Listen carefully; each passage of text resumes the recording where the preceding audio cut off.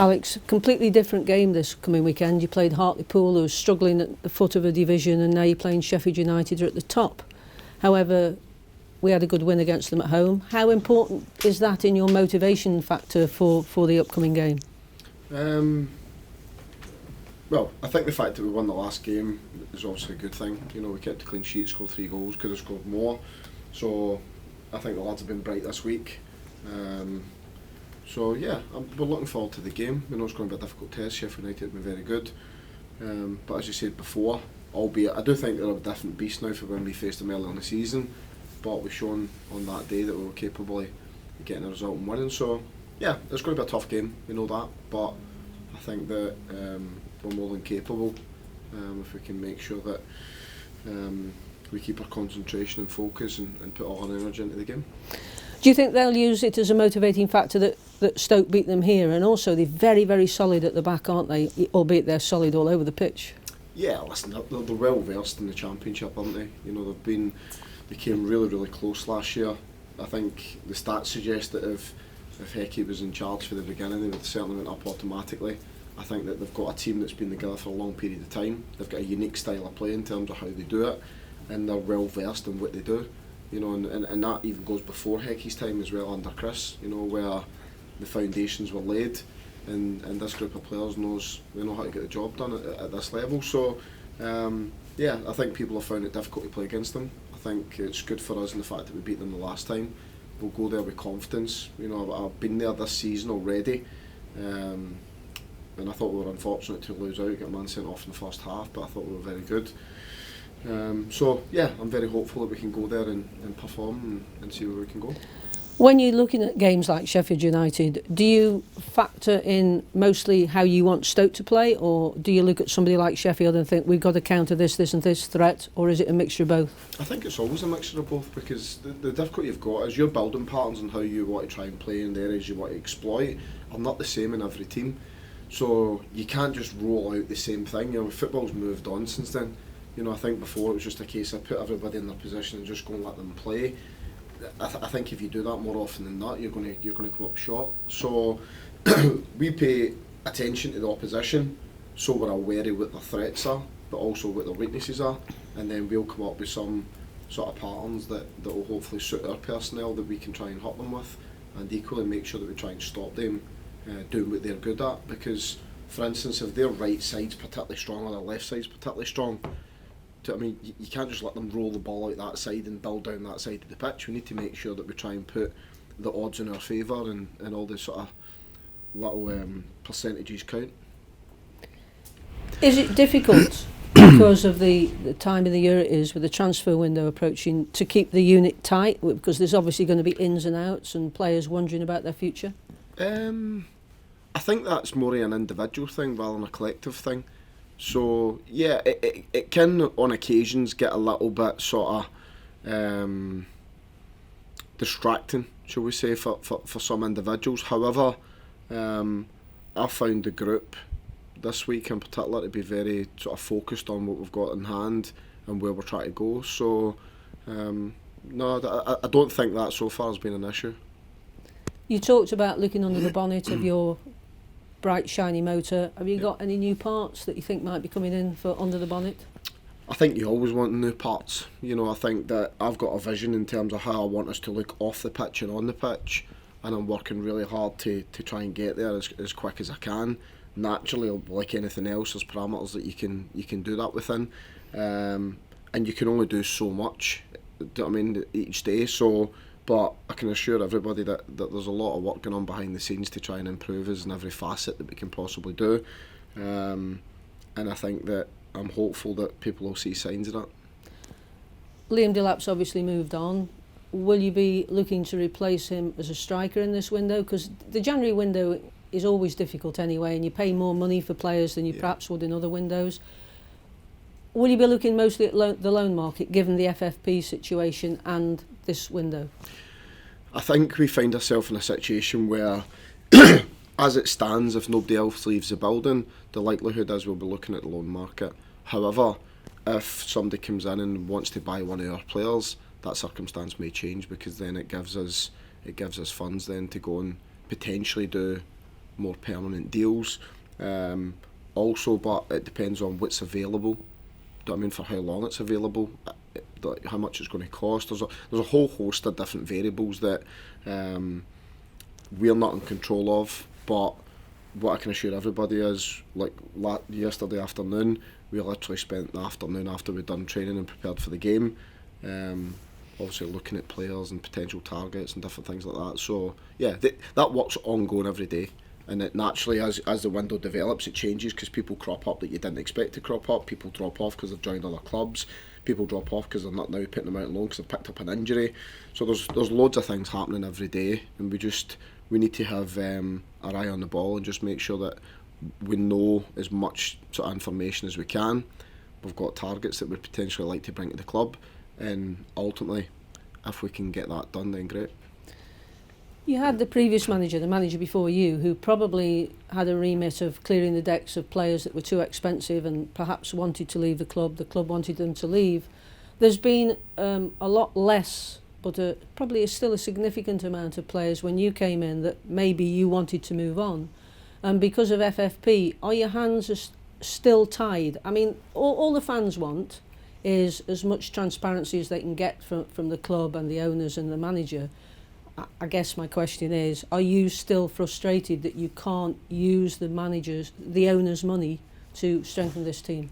The difficulty you've got with any club, but right, irrespective of whether it's Stoke or not, is the FFP rules have been put in to basically stop you spending your own money. Do you know what I mean? Because we've got extremely wealthy owners who are extremely generous to this club and have been for a number of years, put a lot of money in. The simple fact is, FFP rules, for most clubs I would suggest at the moment in the Championship, are restrictive in the fact that it doesn't allow us to do what we want to do. So that is certainly problematic. So yeah, like we're not sitting there with a pot of cash and I'm not spending it. Do you know what I mean? That's certainly not the case. I've got a lot of work to do to make sure that I can try and manoeuvre the funds that we could potentially sort of create for ourselves, and how I do that, and try to make sure that we don't weaken ourselves and we give ourselves the best chance of being successful, but more importantly, try and get to a point where come the end of this window we're in a stronger position than what we started at. You know, and yeah, that's not easy. There's a lot of moving parts to that. Liam Delap's left. The talk was that Manchester City recalled him. Were you expecting that? Well, I think if you look at Liam getting called back, I think what had happened is obviously there's two completely independent type of decisions that have been made. Like I say, I think we want to try and develop the club on and off the pitch. What happens is there's some really difficult decisions at times that need to be made, and I think as a consequence of one decision, then another decision sort of follows, if you like. It's like bringing a player in, isn't it? You know, if I bring, say, just for talk's sake, a striker, as you suggested earlier, it naturally impacts the strikers that are in the building, because then one of them might feel uneasy and think, oh, I'm not going to get as much game time as I like. They might then take it upon themselves that they think I need to maybe go to pastures now to make sure I ensure game time. So there's always a knock-on effect to every decision that you make, you know. So, but Liam's a young lad. He's 19. He played 23 times for us. I mean, we've only had 26 games, so he had a lot of minutes, and I'm pretty sure that he'll go on and become a really good player. You know, it's his first loan, and we wish him well.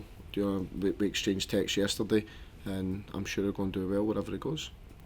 And the other Delap, Liam's dad Rory, he's obviously left the club now. How difficult a decision was that? They're all difficult, you know, and yeah, you don't take any of the decisions lightly at any point, but I think it's important that I want to try and shape things the way that I think that we need to going forward. I think that if nothing changes, if that makes any sense, you know, and I think that we need to try and push ourselves on, and like I say, I've got a vision of how I think I want things to look, and I'm working towards that vision as quick as I can in every facet, to try and improve and try and push us on, and I don't take any of the decisions lightly. I understand that if things don't change, then you can't expect things to move on. Yeah. But do you have, therefore, an idea of somebody coming in to take Rory's place? Listen, that's something that, like I say, is ongoing, like most things at the club. So we'll see where we get to.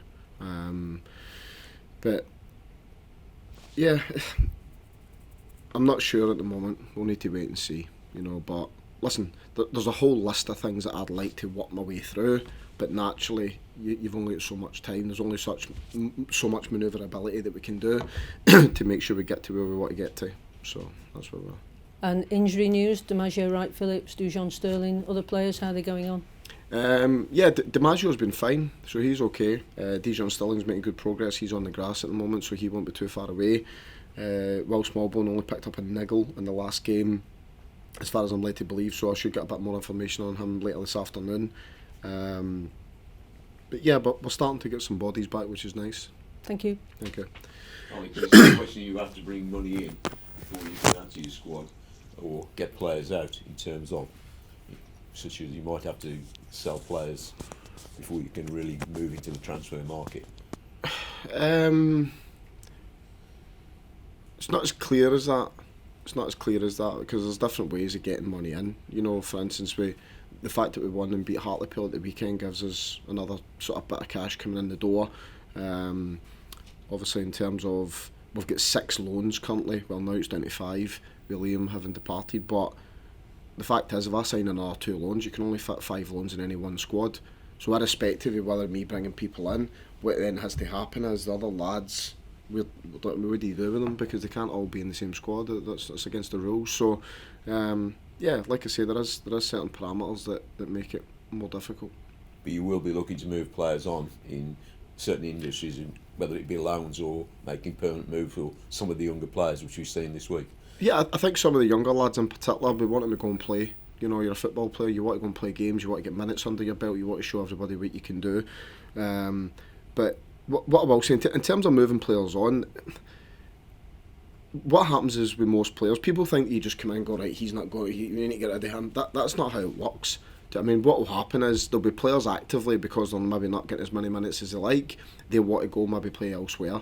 They want to go and try and further their career and make sure that they're not sitting in the stand or sitting on the bench all the time, and they want to be an important player somewhere.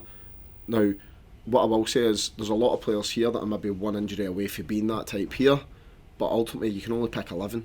So whatever way you cut it, even if you've got 18 players and they're all very similar, you can only pick 11, so at some point you need to leave 7 out. Players may come, players may go. Their individual circumstances are all very different, so it's hard to give you a blanket response of, yeah, that's what we're going to do. That's not how it is. So we'll see. And if people do move on, it'll be hopefully better for them and hopefully better for us if that becomes the case. So we'll just need to see how the window pans out. And you must have been impressed with the performance of the youth team the other night against Manchester United. Are there any players there that are maybe in your thoughts of maybe bringing them in and introducing them into the first team? Yeah, but if you look at it, like Emery and Lou McCarry come on the other day at Hartlepool, and that was before the youth team game, so that wasn't a catalyst for them getting involved. A lot of the young players train with us daily to make sure that we try and get them up to speed, make them better, make them develop, and not only that, but expose them to first team level training because they deserve to be there. They're there on merit. They're not there because it's a charity. That's certainly not the case. So ideally we would like to develop more of our young players, if that's a question. Yeah, definitely. I think that's really important. How quickly we can do that will be determined by how well they do, but also where we are and how we find ourselves, because we need to get some more points on the board. Just finally from me, you do go into the Sheffield United game with some type of form, irrespective of what the opposition was. You've just alluded to that. You take a clean sheet into that.